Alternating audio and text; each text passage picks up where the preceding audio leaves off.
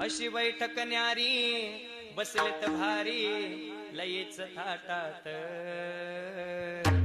अशी बैठक न्यारी बसलाय भारी लयच थाटात। देव